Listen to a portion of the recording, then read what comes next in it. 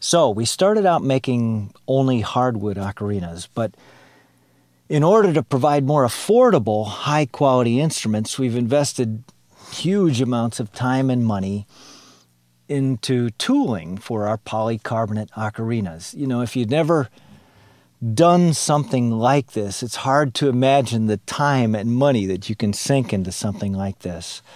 But hey, you know, now that that's done, we can just bang these babies out by the millions and rake in the dough. Right, that'd be nice. That'd be awesome. The truth is, though, our polycarbonate ocarinas are not mass-produced in the way most people would understand mass production. You know, even on the molding, these days I actually personally oversee the molding hour after hour. You know, these liner tops come off, and with a glass, I check the fipple edge and to reject any parts that are not up to snuff.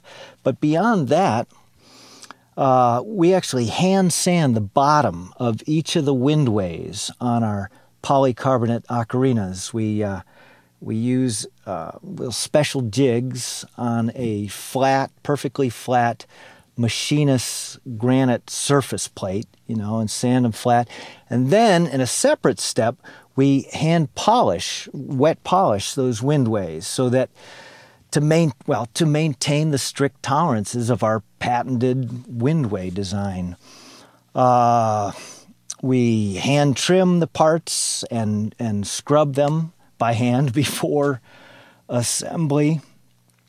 Then we hand glue these things in 2 steps with 2 different glues. Now, why do we hand glue them instead of using something that's a lot cheaper, automated sonic welding? It's both fast and cheap compared to our 2-step process of hand gluing. Well, we hand glue them because we find that this produces a more solid, slightly more resonant ocarina, a little bit better product.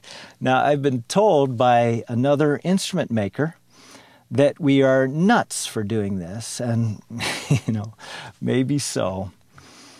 We formally inspect each ocarina in 2 steps. First, there's a formal inspection by the instrument makers themselves, and then before when we're putting the chords on and stuff, there's another formal inspection by people who don't make the ocarinas, and where we're doing everything, including sighting down the windways to make sure that windway fipple edge design is perfect. Obviously, no one's quality control is perfect, so ours couldn't be, but our quality control is very stringent. So it's been quite a process developing first the tooling, then the production methods, and setting up a workshop and writing the written protocols and doing all this so that we could train at this point a tiny workforce to make each ocarina in the same way every time to the same standards. You know, of course, we're always looking for a better way to do things, but we test innovations first. And then, of course, if they work, they become part of our written protocol so that everybody does it just right every time, in theory.